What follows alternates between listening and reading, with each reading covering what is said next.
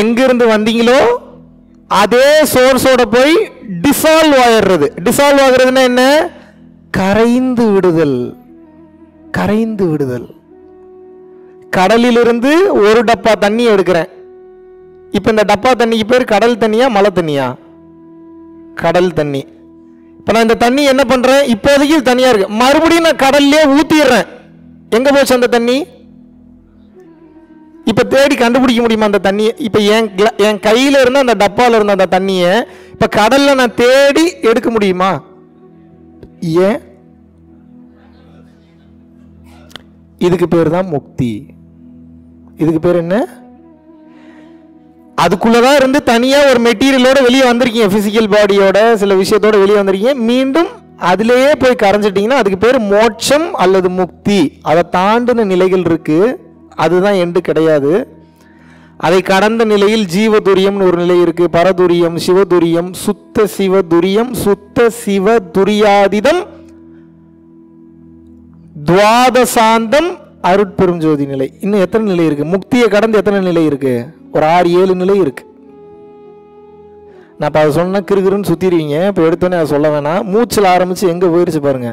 எதுக்கு உங்களை மூச்சை உள்ளிழுக்கும் போதும் மூச்சை வெளிவிடும் போதும் கவனம் மூச்சு மேலேயே வைக்க சொல்றேன்னா, மூச்சை உள்ளிழுக்கும் போதும் மூச்சை வெளிவிடும் போதும் கவனம் மூச்சு மேலேயே இருக்கும்போது மனம் அலைப்பாயாது. ஏன்னா மனம் அலைப்பாயாததுக்கும் நீ உட்கார்ந்து பேசுறதுக்கு என்ன சம்பந்தம் இருக்கு? இவ்வளோ நேரம் எங்கெங்கேயோ சுத்திட்டு வந்திருக்கிறீங்க, யார் யாரையோ பார்த்துட்டு வந்திருக்கீங்க. காலைல சாப்பிட்ருக்க மாட்டீங்க ஒரு சில பேர் சாப்பிட்ருப்பீங்க. ஒரு சில பேர் நல்ல ட்ரெஸ் போட்டிருக்க பார்த்து கொஞ்சம் பொறாம வந்திருக்கும் உங்களுக்கு. ஒரு சில பேர் காரில் வந்திருப்பான், ஒரு சில பேர் 2 வீலரில் வந்திருப்பான். வழியில் வரும்போது எவனோ ஒருத்தனை கண்டபடி திட்டி இருந்திருப்பான். இந்த எல்லா கடுப்பு உங்களுக்குள்ள இருக்கும். இருக்குமா இருக்காதா? ஏதோ கொஞ்சம் நஞ்சமாவது இருக்கும். இப்போ என்ன பண்ணும் அப்படின்னா, நான் பேச ஆரம்பிக்கும் போது முதல்ல நீங்கள் என்னோட கண்ட்ரோல் டோட்டலாக வந்துடணும். நீங்கள் வந்தீங்கன்னா தான் இதை முதல்ல உள்வாங்க முடியும். அந்த நேரத்தில் நீங்கள் உட்காந்துக்கிட்டு கண்டதை திங்க் பண்ணிட்டு இருந்தீங்கன்னா ஒன்றும் பண்ண முடியாது. அப்போது மூச்சை உள்ளிழுத்து வெளிவிடும் போது கவனம் மூச்சு மேலேயே இருக்கும்போது மனம் சுற்றி கொண்டிருந்தது நின்றுவிடும். எப்போது மனம் நின்று விடுகிறதோ நான் என்ன கொடுக்குறேனோ அதை உங்களால் ஈஸியாக ரிசீவ் பண்ண முடியும். இவ்வளோதான் மேட்டர். இப்போ எதுக்கு இதை இவ்வளோ தூரம் சொன்னேன் அப்படின்னா, எப்பெல்லாம் உங்களுக்கு வாழ்க்கையில் மனம் படபடப்பாகுதோ, டென்ஷன் ஆகுதோ, கண்ட்ரோல் இல்லாமல் போகுதோ, ஒன்றும் இல்லை, தனியாக போய் உட்காந்து ஒரு 10லேருந்து 20 டைம், இல்லை 3லேருந்து ஒரு 5 நிமிஷம் மூச்சை நல்லா உள்ளெழுத்து வெளியே விடுறீங்க. கவனம் மூச்சு மேலேயே இருக்கணும். காம் ஸ்டேட்டுக்கு ஆட்டோமேட்டிக்காக வந்துடுங்க. கிளியர்?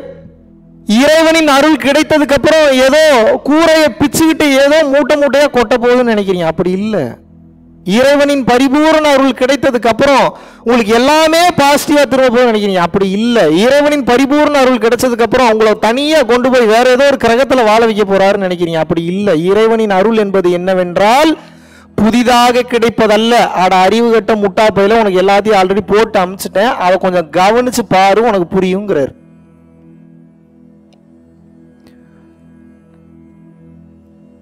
இந்த வகுப்பு ஆன்மீக வகுப்பு அல்ல, இந்த வகுப்பு வாழ்வியல் வகுப்பு.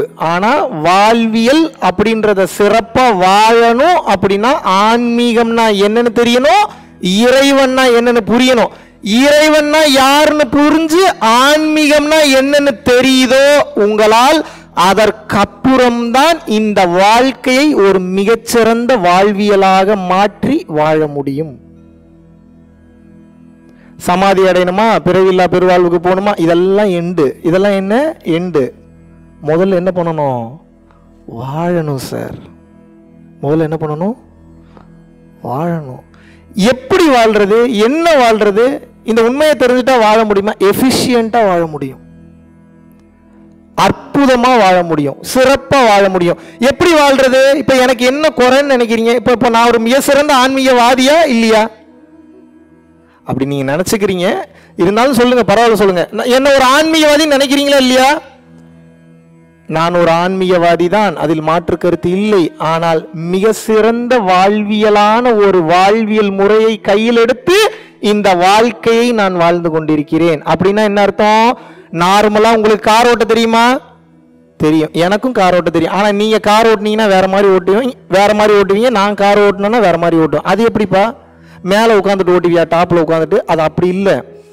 கார் ஓட்டுனீங்கன்னா நீங்க வேறையா இருப்பீங்க, கார் வேறையா இருக்கும். நான் கார் ஓட்டனா நானும் காரும் ஒன்னா மாறிடுவோம். அப்படின்னு நான் மேஜிக் ஆகி காரோட கரைஞ்சிருவான்னு கேட்டால் அப்படி இல்லை. கார் ஓட்ட ஓட்ட ஓட்ட ஓட்ட ஓட்ட ஓட்ட ஓட்ட அந்த காரும் நானும் ஒன்றாகி விடுகிறோம். அப்படின்னா என்ன அர்த்தம்? என் மனம் அந்த காரோடு ஒன்றாக கலந்து கரைந்து விடுகிறது. இவ்வளவுதான் ஆன்மீகம். இதை நீங்க ஒவ்வொன்றுக்குள்ளேயும் அப்ளை பண்ணிக்கலாம். என்ன அர்த்தம் அப்படின்னா என்ன அர்த்தம்? நான் என்ன சொல்ல வரேன்? ஆன்மீகம் இப்போது உங்களுக்கு எதை சொல்லித்தர போகின்றது என்றால்,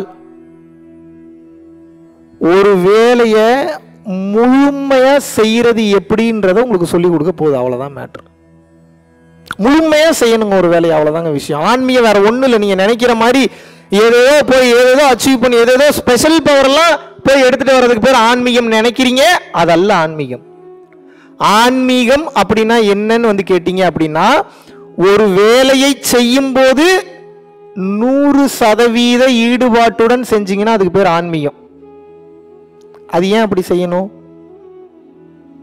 ஏன் தெரியுமா அப்படி செய்யணும்? சொல்லிடலாமா? $1 trillion சீக்ரெட். டக்குன்னு கேட்குறீங்க, சொல்லிடலாமா? ஏன் அதை 100% ஈடுபாட்டோடு ஒவ்வொரு வேலையும் செய்யணும்னா, லெட் மீ எக்ஸ்பிளைன். ஏதோ ஒன்று கிடைச்சிடாதான்னு எங்கேயோ ஓடிக்கிட்டே இருக்கீங்கல்ல, அந்த ஏதோ ஒன்று என்ன?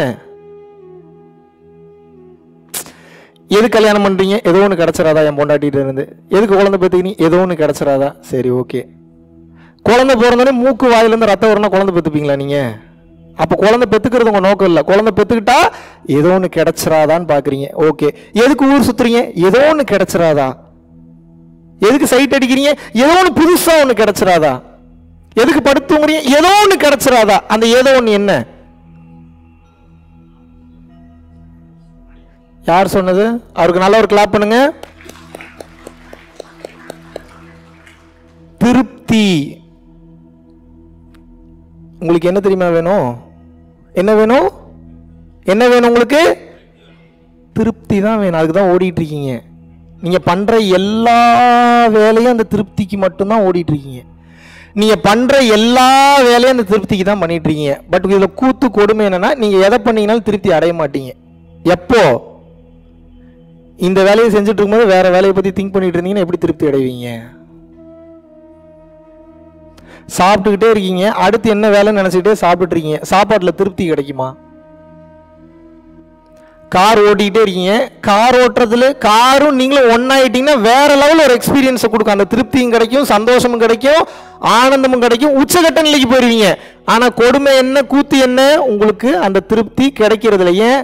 மைண்ட் ஒரு இடத்துல இருக்கு, செயல் ஒரு இடத்துல இருக்கு. செயலும் மனமும் எப்போது ஒன்றாக இணைந்து விட்டதோ சூப்பர் பவரா மாறிடுவீங்க. இவ்வளவுதான் மேட்டர், வேற ஒண்ணும் இல்லை. இவ்வளவுதான் ஆன்மீகம். எல்லா ஆன்மீக பயிற்சியும், உலகத்தில் இருக்கக்கூடிய அத்துணை ஆன்மீக பயிற்சியிலும் ஒரு விஷயத்தை உங்களுக்கு போதிப்பதற்கு தான் வந்திருக்கிறது. என்ன தெரியுமா? உங்களை சாவடிக்கிறதுக்கு வரல, அது தானா நடக்கும். திருப்தியா, எஃபிஷியண்டா, ஹாப்பியா வாழணும் நீங்க. அதுக்கு தான் எல்லா ஆன்மீக பயிற்சிகளும். எல்லா ஆன்மீக பயிற்சிகளும் எதற்காக? திருப்தியா, எஃபிஷியண்டா. எஃபிஷியண்டானா என்ன?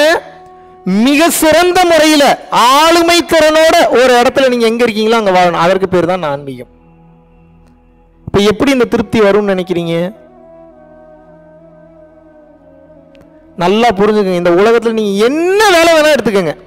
நீங்க போய் சுரங்கத்துல போய் தங்கத்தை தோண்டி எடுங்க, இல்ல வைரத்தை தோண்டி எடுங்க, செக்ஸ் வச்சுக்கோங்க, குழந்தை பெற்றுக்கங்க, ஊர் சுத்துங்க, சாப்பிடுங்க, சைட் அடிங்க. இதெல்லாம் தப்புன்னு நான் என்னைக்கு சொல்லவே மாட்டேன். இதெல்லாம் தப்புன்னா அவன் படைச்சிருக்கவே கூடாது. ஆமாவா இல்லையா? ஏண்டா எனக்கு காமம்ன்ற ஒரு பசியை நீ கொடுக்கலன்னா நான் ஏன்டா போய் செக்ஸ் வச்சுக்க போறேன்? என் கேள்வி கரெக்டா இல்லையா? அப்ப ஏன் அதை வைக்கிறான்? அனுபவித்து இதில் ஒன்றும் இல்லை என்ற திருப்தி நிலைக்கு நீ வா அப்படின்றக்கா அதெல்லாம் வச்சிருக்கான்.